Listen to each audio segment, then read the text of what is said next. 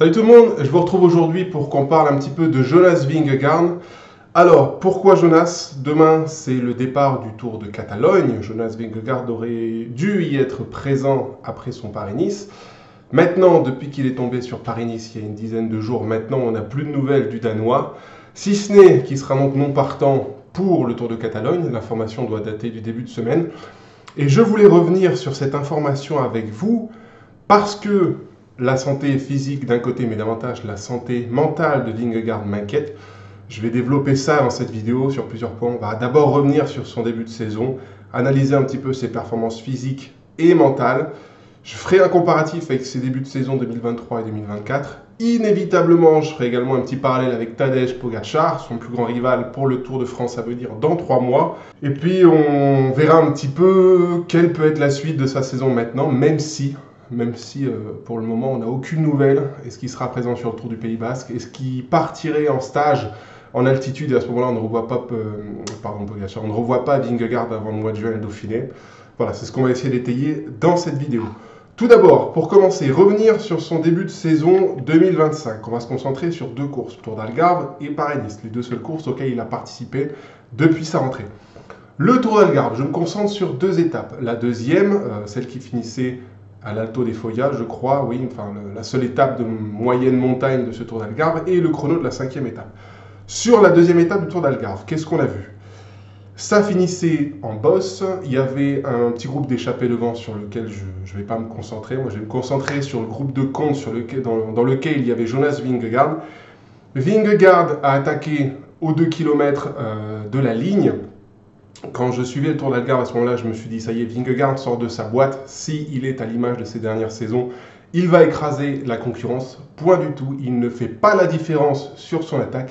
Et bien au contraire, dans les 500 derniers mètres, il est dépassé par João Almeida et Romain Bardet, mais également par Antonio Morgado.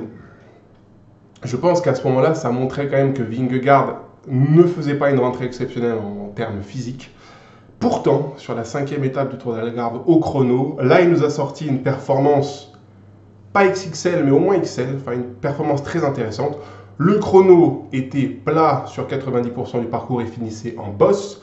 Sur la partie plate, il a tenu le temps de référence de Wout van Aert. Là, c'était, je trouve, relativement impressionnant quand on sait que Van Aert rend 15 kg à Vingegaard. Et dans la bosse, Vingegaard, sur ses qualités intrinsèques, a fait la différence sur Van Aert, a remporté l'étape et a doublé avec le général.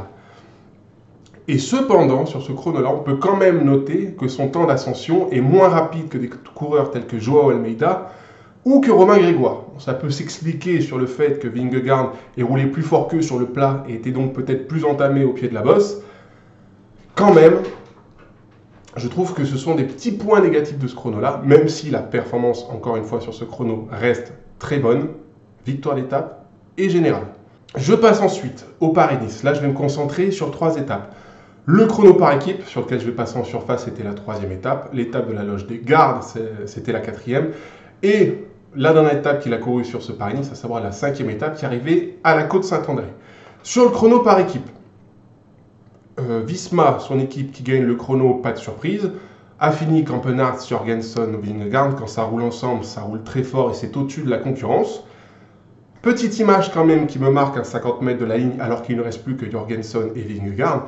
C'est Jorgenson qui envoie tous les watts possibles jusqu'à la ligne et qui prend alors le maillot jaune, là où Vingegaard rentre 2-3 mètres. Et on sent qu'en tout cas dans l'implication mentale, dans l'envie de vouloir écraser ce Paris-Nice, que c'est un petit peu plus présent chez Jorgenson que chez Vingegaard. Ok. Arrive ensuite le lendemain l'étape de la Loge des Gardes. Étape interrompue, c'est un petit bordel tout ça. Ça reste une course de côte au pied de la Loge des Gardes. Vingegaard réagit très bien aux attaques de Lenny Martinez, va même le contrer, va partir en solo. Là, comme sur la 2e étape du Tour d'Algarve, je me dis, ça y est, il a trouvé sa mesure, il va écraser la concurrence dans la Loge des Gardes. Pas du tout, il bloque, il reste coincé un petit peu devant le groupe de contre. Almeida nous fait un dernier kilomètre de folie à la Loge des Gardes. Et Almeida mange Vingegaard dans les 50 derniers mètres. Là encore, Vingegaard est très bon physiquement, mais pas au top de sa condition. Un Vingegaard au top de sa condition, ça part à 4 km du sommet et on ne le revoit plus. C'est pas le cas. Enfin, dernière étape que j'analyse, la 5e étape à la côte Saint-André, c'est là que se produit l'accident de Vingegaard. Il chute, pas violemment, on le saura après l'étape, mais du coup contusion à la main, blessure à la lèvre. blessure à la lèvre, ça ne vous empêche pas de pédaler, c'est chiant, c'est sûr. C'est un peu plus compliqué quand on a des contusions à la main, d'autant quand on sait que Vingegaard, c'est quelqu'un qui aime bien emmener du braquet, à monter les côtes en force. À ce moment-là, il faut savoir tirer sur son guidon. Donc je comprends que ça soit douloureux pour Vingegaard. Il perd du temps sur cette étape de la côte Saint-André. Maintenant, quand tu sais qu'il fait la dernière montée assis et sur une main, bon, perdre 25 secondes sur Jorgensen et Lini Martinez, rien de scandaleux, bien au contraire. Par contre, dans l'attitude mentale après sa chute, il n'est pas dedans. Il fait les 25 derniers kilomètres en queue de peloton, se sert de Campenarts pour se replacer, et encore tu sens qu'en termes d'envie, le gars n'est pas là. Et au départ de la 6e étape, ce qui devait arriver arriva. Vingegaard se retire de Paris-Nice. Ah, j'ai mal à la main, je préfère me sauvegarder, tout ça, tout ça. Ok, pas de problème.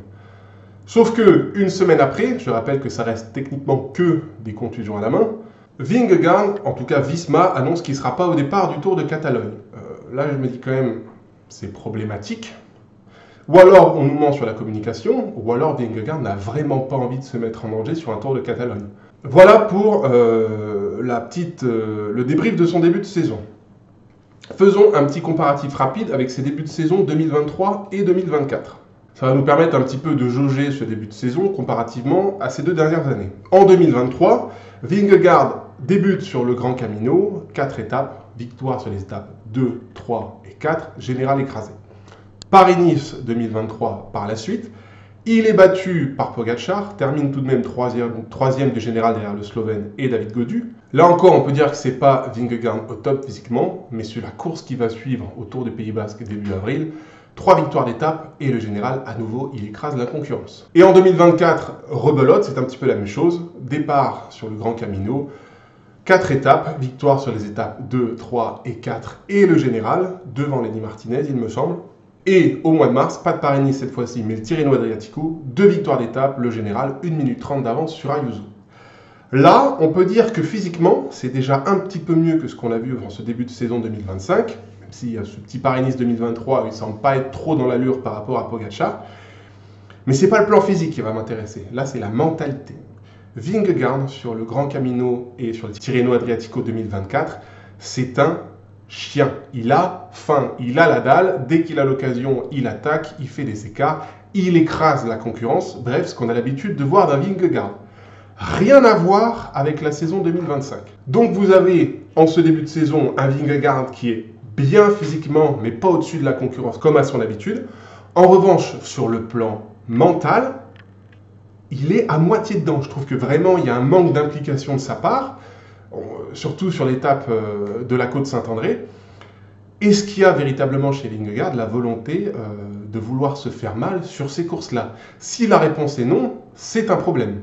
Sur le plan physique, j'ai pu lire à un moment dans un des commentaires sous une de mes vidéos que Vingegaard n'avait pas fait de préparation hivernale en haute montagne cet hiver.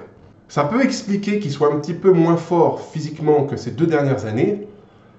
En revanche, il y a quand même 2 choses qu'il faut noter par rapport à ça. C'est que contrairement aux 2 années précédentes, Vingegaard a commencé son bloc hivernal très tôt. Il était en reprise à l'entraînement dès fin octobre, là où Pogačar, lui, venait tout juste de conclure sa saison, 2 semaines après le Tour de Lombardie. Et puis la deuxième chose que je vous parle depuis tantôt, c'est que en ce début de saison 2025 chez Vingegaard, on ne sent pas la rage de vaincre qu'on a vue en 2023 et en 2024. Et cette rage, cette espèce de flamme, je fais un petit parallèle avec Tadej Pogačar. Comparons les attitudes en ce début de saison. Vingegaard n'était plus dedans après sa chute sur la 5e étape à la côte Saint-André de Paris-Nice. A contrario, prenons le cas de Tadej Pogačar sur les Strade Bianche. Il se prend une pelle monumentale à 50 km de l'arrivée. Quel est le premier réflexe de Pogačar? Il court vers son vélo après s'être relevé, repart comme une balle et revient couteau entre les dents sur Tom Pidcock pour le décrocher dans les 15 derniers kilomètres des Strade Bianche. Déjà, on sent une différence. Deuxième point, Vingegaard tombe sur Paris-Nice. 10 jours après, il nous dit « Je ne serai pas au départ du Tour de Catalogne ». Pogačar est tombé sur les Strade Bianche. 2 semaines après, il est présent sur Milan-San Remo. Et vous avez vu la course qu'il nous a fait hier. Vous avez vu la rage du type, les 2 attaques dans la Cipressa, les 3 attaques dans le Poggio, quand Van Der Poel a attaqué, le feu qu'il y avait chez Pogačar pour revenir sur Van Der Poel à ce moment-là. Vous la sentez un petit peu, la différence d'attitude entre Pogačar et Vingegaard? C'est en ça que je m'inquiète pour Vingegaard. Je vais aller un petit peu plus loin, on va rembobiner un petit peu le fil du temps. On ne se concentre pas sur le début de saison 2025, on revient sur la fin de saison 2024. Pogačar, après le Tour de France, qu'est-ce qu'il a fait? Il s'était quand même tapé Tour d'Italie, Tour de France. Il a fait une petite pause. Et au début de la fin de saison qui nous a claqué, les courses au Canada, les championnats du monde, le Tour d'Émilie, le Tour de Lombardie, le mec n'a pas baissé de régime. Et à chaque fois, il a pris chaque course couteau entre les dents. Il met le bazar dans toutes les courses auxquelles il participe. Bref, il fait tous les efforts du monde pour pouvoir l'emporter. Vingegaard, qu'est-ce qui s'est passé après le Tour de France? Ouais, j'ai eu 6 semaines de préparation, je suis un petit peu fatigué, tout ça, tout ça. Visma lui a vraiment mis la pression pour qu'il soit au départ du Tour de Pologne. Vingegaard s'est exécuté, ça fait quand même, je crois, 2 victoires d'étape et le général. Est-ce qu'on sent là un mec fatigué? Moi, je pense plutôt que chez Vingegaard, il n'y avait pas une dépression physique après le Tour de France, mais juste une dépression mentale. Le mec, est-ce qu'il a vraiment envie de se faire mal en dehors du Tour de France, en toute vérité? Est-ce qu'il n'y a pas une rupture depuis sa chute au Tour du Pays Basque 2024? Il aurait très bien pu couper juste après le Tour de France, ou même disputer le Tour de Pologne comme il l'a fait, mais derrière, il y avait encore de très belles courses à aller chercher pour lui en fin de saison. Il pouvait préparer les championnats du monde, il pouvait préparer un Tour de Lombardie.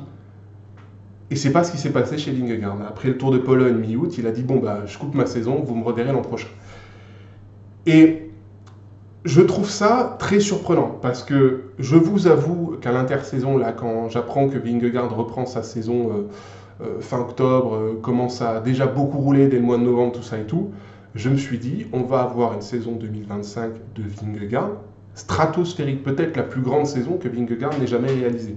Eh bien non, après 2 courses, Tour d'Algarve et Paris-Nice, c'est très loin d'être le plus grand Vingegaard que j'ai vu, ne serait-ce que sur un début de saison. Et l'analyse fait d'autant plus mal quand je fais cette comparaison avec l'attitude d'un Tadej Pogačar. Alors, je vous parle de Vingegaard et Pogačar, faut qu'on parle de la suite de la saison maintenant. Quid de la suite de la saison pour Vingegaard? Pour l'instant, on n'a aucune information. Est-ce qu'il sera présent au Tour du Pays Basque pour compenser son absence sur le Tour de Catalogne? On ne sait pas. Est-ce qu'il décide tout de suite de couper, après 10 jours de course, pour aller faire un stage en altitude? Et à ce moment-là, on ne revoit Vingegaard qu'au mois de juin sur le Dauphiné. Là encore, on n'a pas d'information. Quoi qu'il en soit, là, on est fin mars bientôt, on est à 3 mois, un petit peu plus de départ du Tour de France. En termes d'implication, de volonté pour accomplir et bien faire son métier de cycliste professionnel, il y a un monde d'écart, je trouve, entre Pogačar et Vingegaard. Et en vue du mois de juillet du Tour de France 2025, c'est pas une bonne information, enfin c'est pas une bonne nouvelle. Parce que si Vingegaard ne remet pas les choses dans l'ordre rapidement, disons au plus tard au mois de juin sur le Dauphiné, eh ben, il n'est pas impossible que le Tour de France 2025 soit à nouveau matraqué par Tadej Pogačar. Et en termes de spectacle, je vous avoue que ça serait un petit peu dommage. Voilà, en tout cas, voilà, vous l'avez compris, je suis un petit peu inquiet de l'implication mentale de Vingegaard dans son métier.